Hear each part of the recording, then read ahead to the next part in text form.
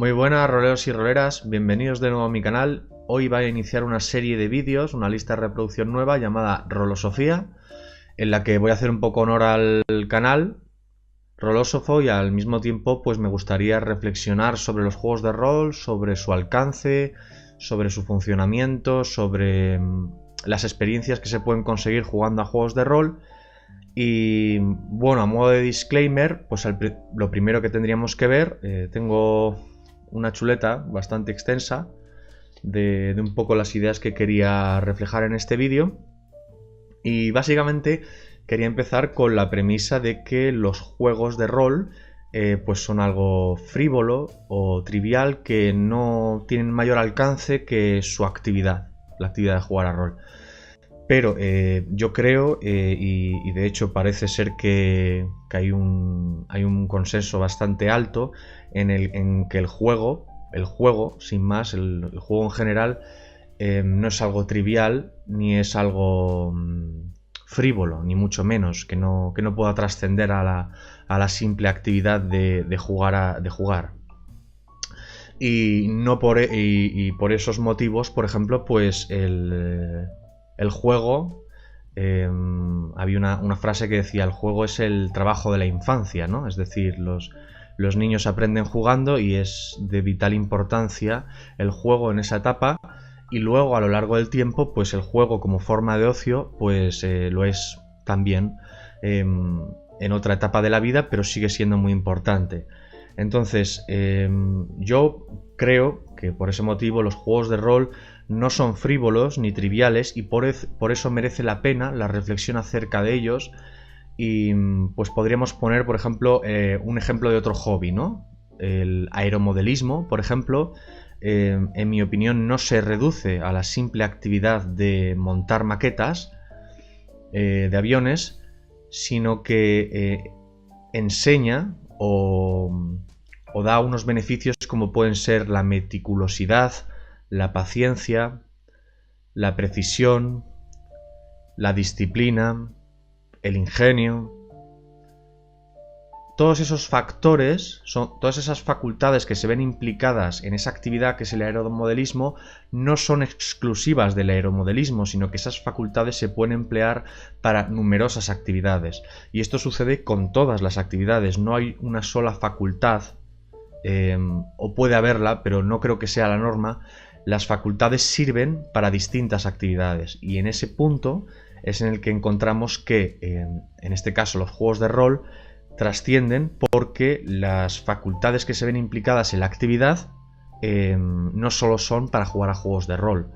Y bueno, bien es sabido que los juegos de rol pues son muy buenos para personas que necesiten mejorar sus habilidades sociales, o para mejorar la toma de decisiones, o probar conductas en un espacio seguro e imaginario para luego tener un conocimiento más acertado, más afinado de uno mismo, como forma de evasión, como forma de simple recreación.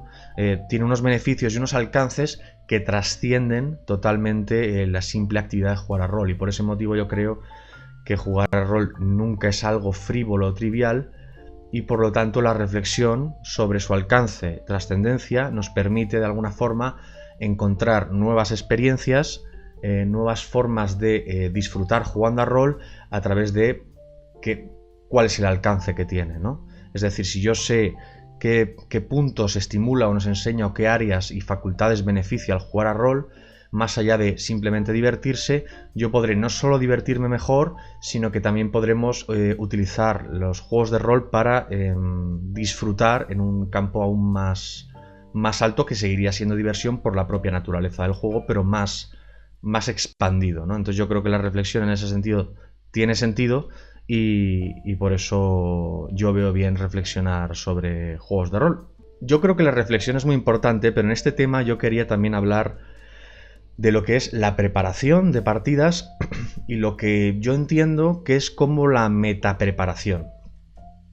¿Qué diferencia hay entre las dos? Pues la metapreparación es un esquema de cómo vamos a preparar la partida, y la preparación sería la preparación ya final, digamos. Entonces, normalmente, ¿qué ocurre? Que la mayoría preparamos contenidos. por ejemplo, encuentros, personajes, situaciones, contenidos.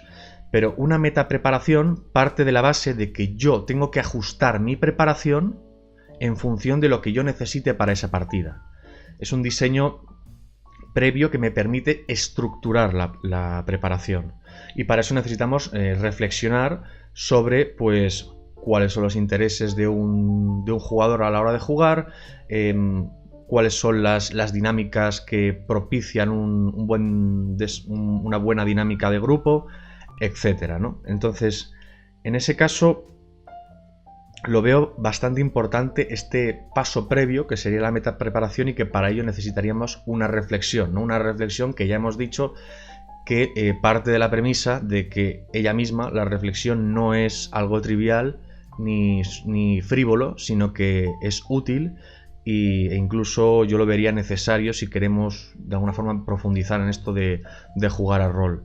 Hay muchísimos argumentos a favor de que no es algo frívolo y los meros hechos, ¿no? Hay gente que dedica muchísimo tiempo de su vida a jugar a juegos de rol y es indudable de que para esas personas no es algo frívolo ni trivial, sino que tiene una importancia, aunque sea afectiva, y eso ya lo convierte en objeto de reflexión o de pensar en rol, crear a través de él.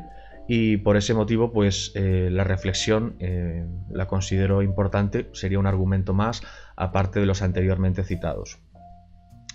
Entonces, en cuanto a la preparación, que sería como el esqueleto o el esquema de la preparación, es digamos como una preparación a la carta, como un guión sobre lo que voy a preparar basándome en los jugadores, en la mesa y en mi conocimiento sobre mi experiencia acerca de lo que desean en general los jugadores, acerca de lo que en general funciona en una mesa de juego, dadas unas dinámicas u otras, o cómo sea el juego u otro. Entonces, veamos.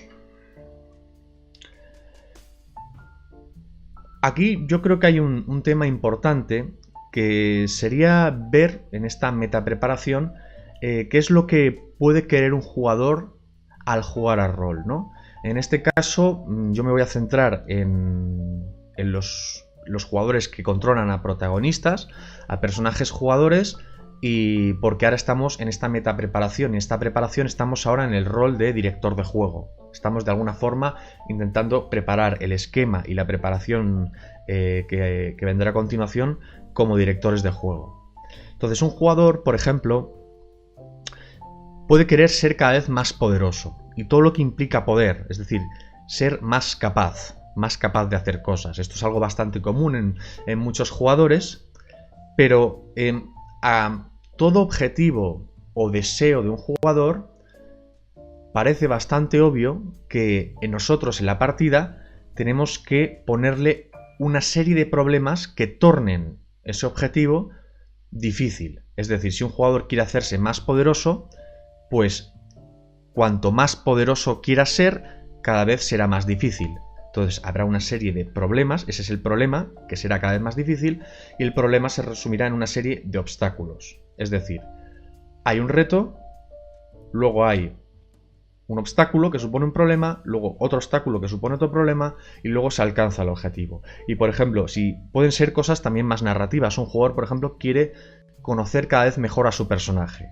Entonces, ¿cuál es el problema de ahí? El problema sería que el personaje se vería sometido a situaciones donde tendría que tomar decisiones difíciles. Esas decisiones difíciles serían el problema, porque además de tener que tomar la decisión, tendría que apechugar con las consecuencias de esa decisión y con los cambios que se sufrirían, digamos, en su entorno o en el mundo de ese personaje. Entonces, estas situaciones difíciles también serían obstáculos de alguna forma. Y por supuesto, un personaje puede querer poder y también puede querer al mismo tiempo conocer más a su personaje. En ese caso, pues tendríamos que implementar las dos dinámicas de obstáculos al mismo tiempo. Entonces, si os fijáis, esto es un aspecto de la metapreparación. Estamos utilizando un conocimiento sobre lo que hemos estado experimentando y reflexionando sobre juegos de rol para saber cómo preparar en función de cada jugador. En este caso he puesto solo dos arquetipos, digamos, de intereses de jugadores que son bastante habituales, porque digamos que esos arquetipos genéricos se repiten más o menos. Siempre puede haber excepciones o singularidades incluso, pero esos arquetipos recogen un amplio espectro de intereses y deseos que puede tener un jugador. Entonces, la metapreparación parte de la base de que tenemos ese conocimiento y nosotros vamos a preparar el esqueleto de la preparación de esta forma, con una reflexión y un conocimiento sobre nuestra experiencia, reflexionando y jugando a juegos de rol, y al mismo tiempo un conocimiento e información sobre los jugadores. Así es, por ejemplo, en un caso extremo en el que dirigiésemos en unas jornadas una one shot y no conocemos a nadie, pues entonces en ese caso el esquema de la preparación pues tendría que ser con el mayor espectro de satisfacción posible, que abarcase una serie de intereses sin perder coherencia, porque no podría abarcarlo todo, y así podríamos asegurarnos que hubiesen unos intereses satisfechos a lo largo de la partida. Luego, por supuesto, estará nuestra dirección, que podrá recalibrar según el ambiente de la mesa y de lo que recibamos de los demás, podremos recalibrar esa preparación sobre la marcha. Y bien, claro, esto a mí me parece muy importante, ya que estamos hablando un poco así en rolosofía, haciendo honor al canal. Yo he pensado que normalmente en la narrativa sí que necesitamos de una serie de problemas adheridos a los retos que nos proponemos o que nos sugieren otros. Una serie de problemas que suponen unos obstáculos, y esos obstáculos, al superarlos y conseguir el objetivo, obtenemos una satisfacción. Sin embargo, en la vida real no sucede tanto de esa forma en la mayor parte de las veces. No es que queramos que nuestra vida esté llena de problemas porque así es más interesante. Incluso aunque lo enfoquemos como retos, automáticamente esos retos tendrán obstáculos. ¿Y qué ocurre? Que la frustración real, en la vida real, implica un sufrimiento, o digamos un sufrimiento mayor, esa frustración, que los juegos de rol. Entonces, ¿qué quiero decir con esto? Que en los juegos de rol funciona muy bien lo que es el obstáculo, el conflicto, porque la frustración está mucho más mitigada y está en un espacio que no deja de ser ficticio. Pero esa diferencia con, digamos, la vida real, en la que no queremos que nuestra vida esté llena de obstáculos y problemas por todos lados, no lo vemos de esa forma más interesante, sino que muchas veces intentamos o atajar los problemas, o atajarlos significa pues saltarse todos los obstáculos posibles, o incluso evadir los problemas, o ni siquiera verlo como problemas, ¿no? Entonces, supongamos, vamos a poner un ejemplo de esto. Supongamos que en la vida real nosotros elaboramos una estrategia para ganar $1 millón. Ese $1 millón será un medio para otro fin. Puede ser pues un modo de vida o un proyecto. Queremos ganar $1 millón y elaboramos una estrategia con unos conocimientos adquiridos y empezamos nuestra marcha para intentar ganar ese $1 millón en la vida real. Y pocos días después de empezar, que será una tarea bastante ardua en la mayoría de los casos, eventualmente una persona desconocida nos da un maletín que contiene billetes que de alguna forma los podemos coger con total impunidad. El tipo desaparece, ni siquiera le hemos visto el rostro, no nos dice ni su nombre y no le volvemos a ver, y nos da $1 millón en un maletín. Bien, esto quedémonos con el ejemplo de la vida real. Estrategia para el $1 millón, y de repente alguien nos suelta $1 millón y con total impunidad podríamos quedárnoslo y sin ninguna culpa, porque ese dinero no ha venido de ninguna... Es un caso hipotético, ¿vale? Pero con total impunidad y con total sin cargo de conciencia. Luego, pongamos otro ejemplo. Igual, pero en el rol. Un personaje decide ganar $1 millón y embarcarse en una serie de tramas y aventuras, porque con ese $1 millón podrá construirse una fortaleza o comenzar una organización para controlar, digamos, una región, y quiere ganar ese $1 millón y va a centrarse primero en ese objetivo. Entonces, el máster, pues, ¿qué es lo que tendría que hacer, ¿no? Lo que tendría que hacer es, de alguna forma, pues, servir una serie de tramas y aventuras que fuese ganando, perdiendo, utilizando la estrategia, el ingenio, la creatividad para ganar ese $1 millón. Pero, ¿qué ocurriría si en lugar de hacer eso, el máster hace lo que hemos hecho, lo que ha pasado en la vida real, introduce al tipo anónimo y antes de que pueda empezar a jugar, el jugador que quiere ganar $1.000.000, el tipo le entrega $1.000.000. Esto parece mucho, a mi entender, mucho más insatisfactorio que la vida real. Mucho más insatisfactorio porque el objetivo es, digamos que no es un objetivo real o tangible, sino que el objetivo de ganar $1.000.000 en el juego depende mucho del recorrido de obstáculos. Es el recorrido el que da sentido a la consecución del objetivo en los juegos de rol, y luego es la consecución de ese objetivo tiene unas consecuencias que cambiarán al personaje y o al mundo que le rodea, a su entorno. Pero en el caso de la vida real, pues sienta bastante mejor no haber tenido que hacer todo ese esfuerzo elaborando la estrategia. No digo que haya gente que a lo mejor le pueda molestar, pero yo creo que por norma general, pues si viniesen con el maletín y sin ningún cargo de conciencia, porque está totalmente limpio, en el caso hipotético, y con total impunidad, pues nuestra estrategia simplemente era para ganarlo, pero la consecución de ese objetivo inmediatamente sin realizar ninguna tarea, sin realizar ningún esfuerzo, es valioso. Tal vez sea menos valioso que haber llegado con el recorrido, pero bueno, nos ha ahorrado muchísimo tiempo y al mismo tiempo ha dado un valor que puede incrementar nuestro bienestar de muchísimas formas. Entonces, aquí hay una diferencia muy clara. ¿Por qué en el primero es bastante gratificante en el caso real y por qué en el segundo caso no es gratificante apenas? Bueno, esto tiene que ver principalmente porque por bastantes cosas, ¿no? Pero una de ellas es porque en el caso del rol es un completo desequilibrio del juego. De repente, sin recorrido, parece ser que no tiene sentido, ninguna consecuencia. Tampoco el personaje ha podido vivir y tomar esa serie de decisiones. Esta tendría pues una explicación que revela pues una faceta bonita de los juegos de rol, ¿no? Donde el objetivo como tal no es lo importante, porque de hecho si se lo das sin más a los jugadores, si le dieses todos sus deseos nada más empezar la partida, no tendría ningún sentido la partida. Sin embargo, el recorrido es el que da sentido, valor y profundidad al objetivo. Y luego, cuando el objetivo se cumple, ese objetivo será una consecuencia dentro de la historia que la cambiará. Le dará más profundidad y más alcance a esa historia. Entonces, yo creo que esto es bastante importante tenerlo en cuenta, y si os fijáis, todo esto es metapreparación. Estamos teniendo en cuenta nuestro conocimiento para elaborar un esquema de la preparación de una partida de rol. Una partida de rol no se reduce a crear PNJs, situaciones, encuentros, transiciones incluso, escenas, eventos o disparadores, que si pasa esto entonces pasa lo otro. Es un tipo de preparación, pero una metapreparación, un esquema de preparación permite, digamos, preparar a la carta, porque tenemos un conocimiento que nos permite hacer un esquema sobre lo que vamos a jugar con una serie de jugadores. Como es obvio, funciona bastante mejor con partidas que no sean de una sola sesión. De hecho, cuantas más sesiones tenga una partida, más posibilidades tenemos de afinar, digamos, esa preparación con el esquema, porque tendremos más feedback si es que escuchamos ese feedback, o tenemos, digamos, la percepción suficiente para aprender de ese feedback.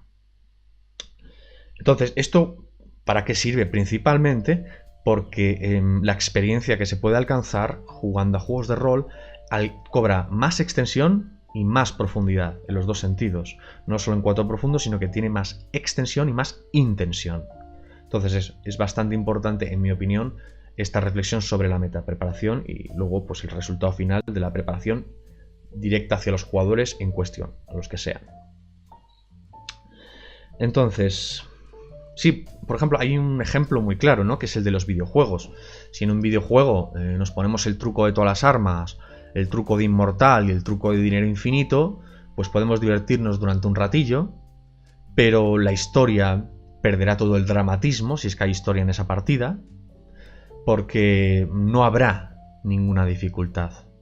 Y es que es precisamente esa dificultad la que hace que el recorrido cueste, digamos, energías, esfuerzos creativos que que causan satisfacción al superarlos, esos obstáculos. Y luego, por supuesto, todo lo que acompaña a esos obstáculos es importante. No tienen que ser solo conflictos donde requieran la habilidad del jugador. También pueden ser conflictos de decisiones o simplemente una especie de interpretación que tengamos sobre la historia y que estemos en un dilema, que no entendamos esto u otro. Eso también puede provocar satisfacción. Pero está claro que sin el recorrido, si se da el objetivo inmediatamente, no es como darnos $1.000.000 sin más en la vida real. Porque sabemos que ese $1.000.000 tiene un valor y unas consecuencias en un contexto que nos permite alcanzar muchas cosas y encima nos ha ahorrado tiempo.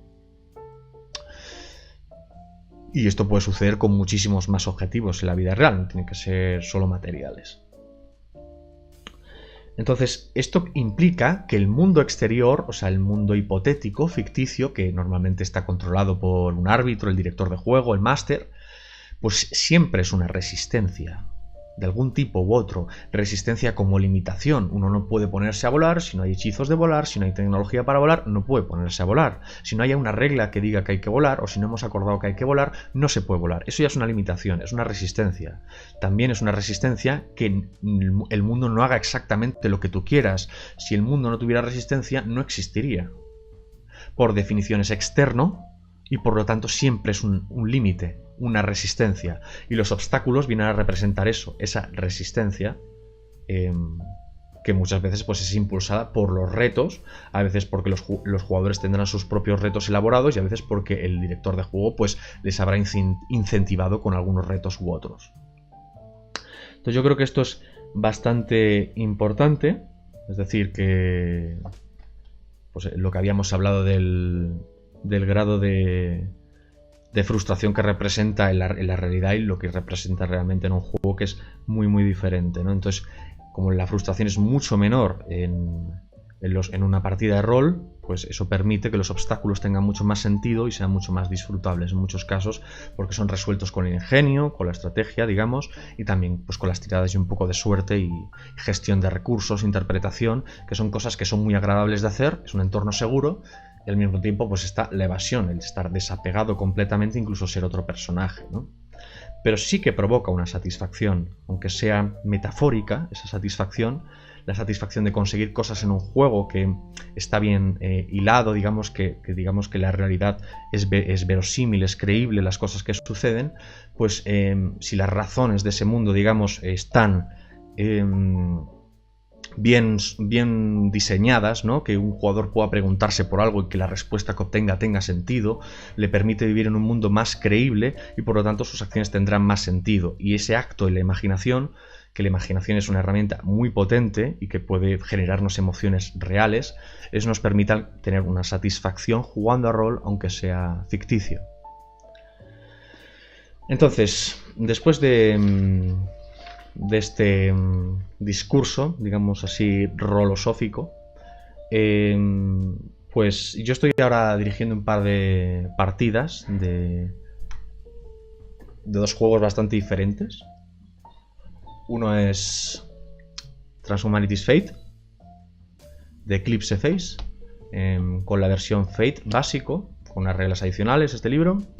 El otro es Ars Magica, se pronuncia así en latín, o Ars Magica en inglés. La quinta edición, que estoy jugando un módulo que se llama La Alianza Rota de Calebais. Los dos están en castellano. Esta la vi en PDF, pero me la imprimí. Y tengo que hacer preparaciones. Entonces, claro, ¿qué sucede? Que yo cuando ahora hago una preparación, yo no cojo un esquema prediseñado de preparaciones y lo aplico sin más. Eso nunca me ha funcionado realmente, siempre he tenido que hacer retoques. Entonces he pensado, ya que hago retoques, pues voy a diseñar a la carta esa preparación, con el conocimiento que yo tenga de lo que he leído, lo que he jugado y lo que he reflexionado, y con el conocimiento que tenga de los jugadores, que se desprende de lo que dicen, de lo que hacen, lo que me cuentan como jugadores, lo que cuentan como personajes, lo que ponen sus fichas, las acciones que toman, etcétera, ¿no? Hay mucha cantidad de información que no podremos tener toda, pero toda esa información sirve para la metapreparación. Entonces, en el caso de Transhumanity's Fate, pues había pensado, por ejemplo, en la sesión 2, que ahora voy a hacer, hemos tenido también una sesión 0 de preparación, pues había pensado, por ejemplo, en solo poner escenas y 0 transiciones. Es decir, yo tengo como una tendencia en algunos juegos a siempre describir las transiciones y muchas veces añaden muy poco color y ni siquiera añaden muchas cosas a la historia. Es casi como un mantra que me repito para prepararme para la siguiente escena. Pues había pensado que la preparación es solo escenas, cero transiciones. Es decir, cuando acaba una escena, acordamos dónde comienza la siguiente escena. Entonces, esto es una metapreparación. No estás preparando un contenido en concreto, no estás preparando eventos, ni personajes, ni situaciones. Estás preparando un esqueleto sobre lo que quieres construir para luego hacer la preparación. Entonces, también había pensado, por ejemplo, mejorar la introducción. Mejorar la introducción no significa que sea más barroca, más prolija en descripciones. Mejorar la introducción aquí entiendo que es una introducción que establezca rápidamente la acción, pero que sitúe elementos potentes y atractivos que los personajes les incentive a actuar creativamente, no por hábito de que tengan que actuar, sino que les anime a actuar. Como veis, es un poco abstracto, pero es que esta sería la primera fase de la preparación, ¿no? Entonces, también, pues como estaba empezando con Fate básico, pues me he puesto forzar más los aspectos, porque creo que ayuda muchísimo el sistema si lo seguimos, crear más aspectos míos para poder utilizarlos. Y luego, por ejemplo, hay una cosa que me sucede y que me parece un defecto, que es que mis personajes no jugadores pues dan demasiado fácil lo que quieren de ellos los jugadores. Y si no lo dan demasiado fácil, a veces como que no tiene mucho sentido que no lo den fácil, porque no hay un motivo poderoso para que no les den, bien sea la información, los recursos, las consecuencias, digamos, de que tendría darle algo, una ayuda, ser aliado, etcétera, ¿no? Entonces sí que veo que tengo esa dificultad de que mis PNJs necesitan tener buenos motivos para no dar con tanta facilidad lo que quieren los personajes de ellos, ¿no? Y en ese caso he visto, por ejemplo, que la mayoría de los jugadores con los que he jugado, normalmente con un PNJ, no quieren que el PNJ les quiera. Si quieren que les quiera es por algo, por un beneficio, por una información que quieren obtener. Pero no es un necesito que esta persona me reconozca, que sienta afecto por mí, o yo amo a este PNJ, ¿no? Es más bien una relación mucho más como medios en lugar de como fines, ¿no? No tratan a mis PNJs, normalmente no los tratan como fines en sí mismos, sino que los tratan como medios. Siempre los quieren utilizar para algo. Entonces, claro, y es lo que intentaba forzar de esta manera era que los personajes no jugadores tuviesen un desarrollo más amplio en los diálogos y las conversaciones gracias a que no diesen con tanta facilidad esas cosas. Que por supuesto me gustaría que también estuviese la otra parte, que no fuese solo un medio, los personajes no jugadores, que también fuesen fines en sí mismos. Lo que pasa es que es verdad que con el jugador, si al jugador eso no le motiva, será difícil que fuerce que a su personaje sí le motiva eso. Pero bueno, se puede jugar a eso también y puede funcionar. Entonces la metapreparación sería como el esquema, las formas, y la preparación son los contenidos como tal, ¿no?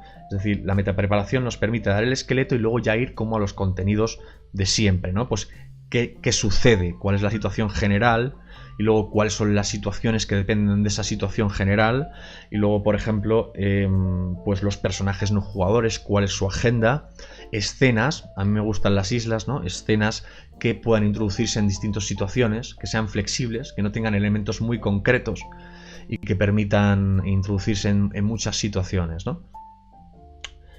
También me había propuesto para Transhumanity's Fate, también me había propuesto leerme las reglas mejor, me he leído una vez el libro, pero sobre todo leerme las reglas clave. Y esto forma también parte de la preparación. Aunque no sea un contenido directo hacia el jugador, forma parte de la preparación. Las reglas que más voy a utilizar las necesito saber bien. Las necesito saber bien, principalmente para dinamizar la partida, y segundo, porque si las tengo automatizadas, puedo crear a partir de esas mecánicas mucho más rápido que si las tengo que estar leyendo todo el rato y que no las tendré en cuenta cuando improvisen ni cuando esté dirigiendo la partida. Luego, bueno, también había pensado lo de introducir elementos clave de la pasada sesión en la nueva.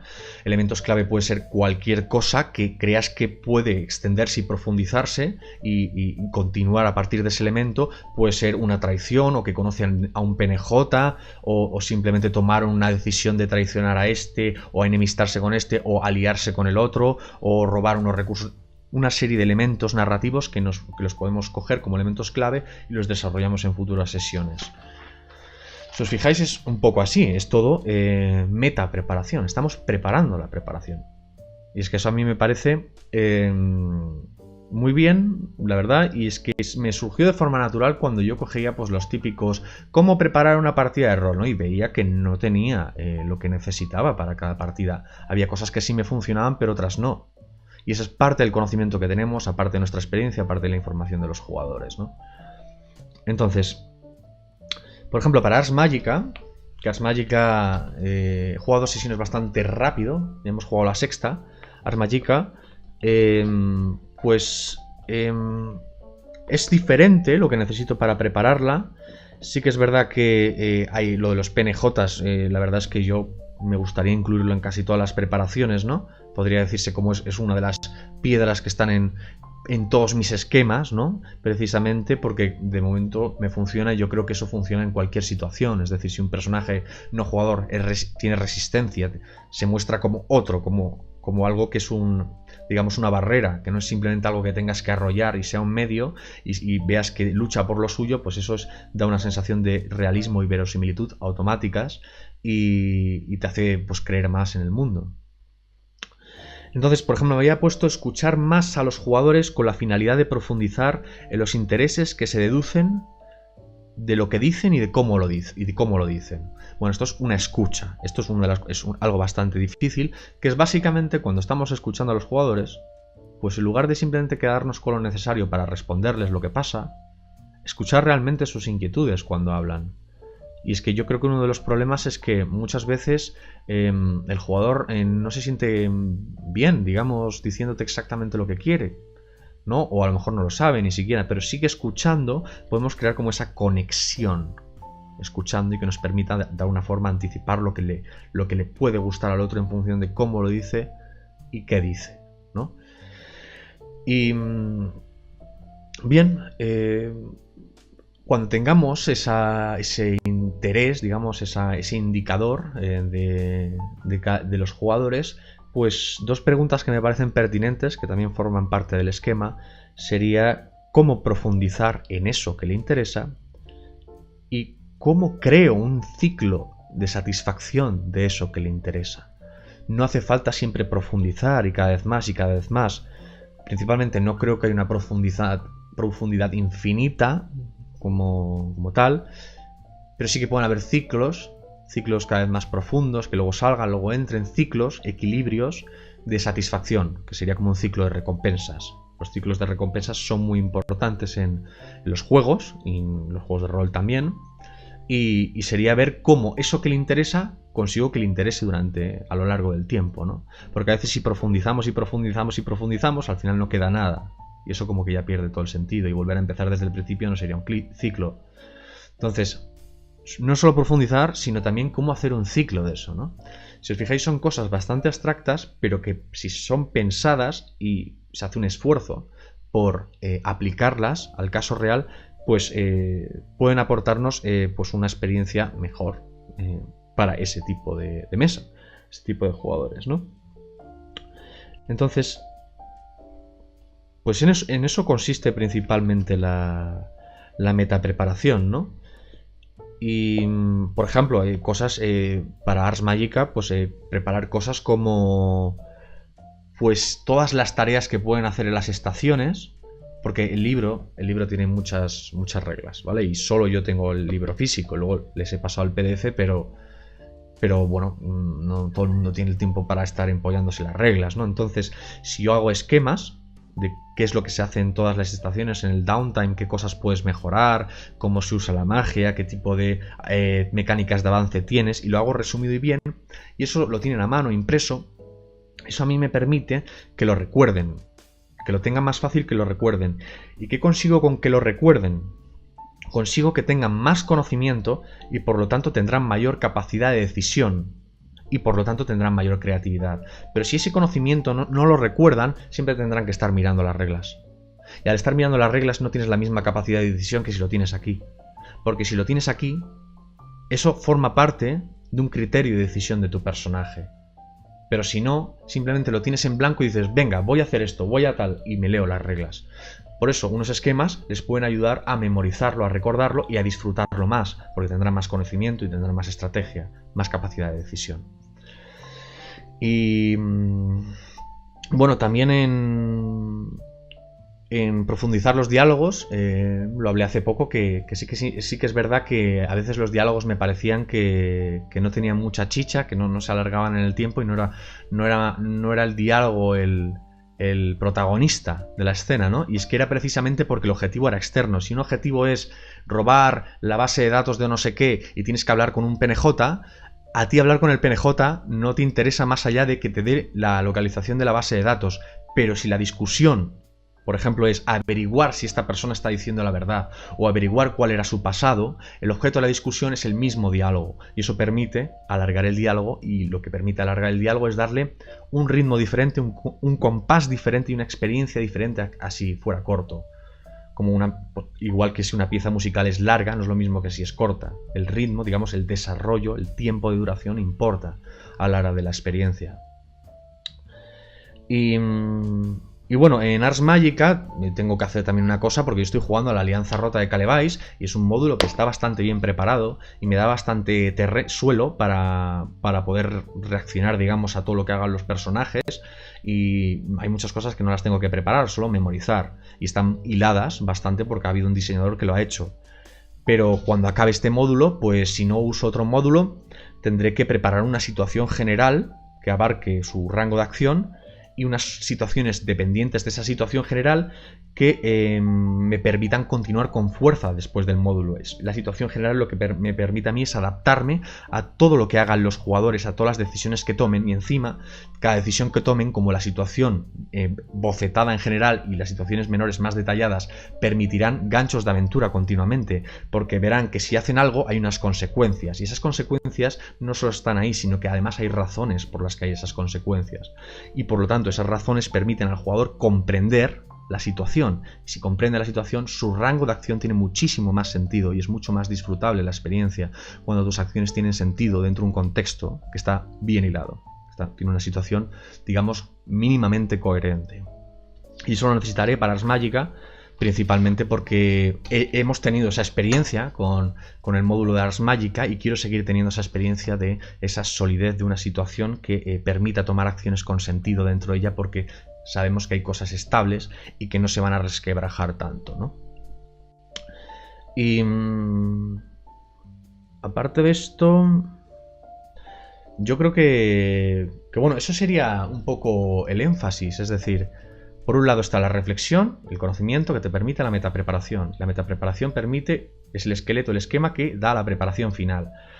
Y si os fijáis, pues he puesto dos ejemplos donde en Ars Magica y en Transhumanity's Fate son grupos diferentes, son juegos diferentes, son intereses diferentes, y por lo tanto la preparación hay que hacerla diferente, a pesar de que el juego también sea diferente y te proponga una preparación concreta. Pero aparte de la preparación concreta, que solo es una sugerencia, la preparación que yo creo que debería ser la ideal, digamos, es la preparación a la carta, podríamos decir, ¿no? Una meta preparación. Y luego al principio pues he hablado un poco del valor de la reflexión en los juegos de rol. Es decir, hemos hablado de qué implica los juegos de rol, el alcance que tienen. No son triviales ni frívolos, sino que tienen un alcance y una trascendencia mayor, porque implican facultades que no solo son para los juegos de rol, no solo son para la actividad de jugar a rol. Pensar en rol no solo es pensar en la actividad de jugar a rol, porque tiene un alcance permitido por unas facultades que exceden a jugar a rol, y esa reflexión, ese conocimiento nos permite realizar la metapreparación y la preparación. Y entonces el tema está en que eso hemos visto, que esa reflexión pues permite ver cuáles son los intereses de los jugadores, por qué tienen esos intereses, ¿no? Por ejemplo, lo de profundizar en uno de sus intereses, cómo hago un ciclo de recompensas de ese interés. Todo eso lo permite la reflexión. Entonces no hay recetas como tal, sino que uno va acumulando experiencia y conocimiento y puede hacer la preparación. Después de estos esquemas que he puesto para Ars Magica y para Transhumanity's Fate, pues ya sería el contenido real el contenido real de la preparación, porque no solo hemos hablado de una preparación, un esqueleto de las situaciones luego del contenido, sino que también hemos hablado de cómo queremos nosotros dirigir la partida, cómo queremos prepararnos para que la partida sea mejor en función de los jugadores y las necesidades del grupo. Y esto sería, este es mi primer vídeo de Rolosofía, y espero que os haya gustado. Yo he disfrutado mucho hablando de esto, a mí me parece un tema muy interesante y espero que os haya gustado y muchas gracias por verme. Nos vemos en otro vídeo. Chao.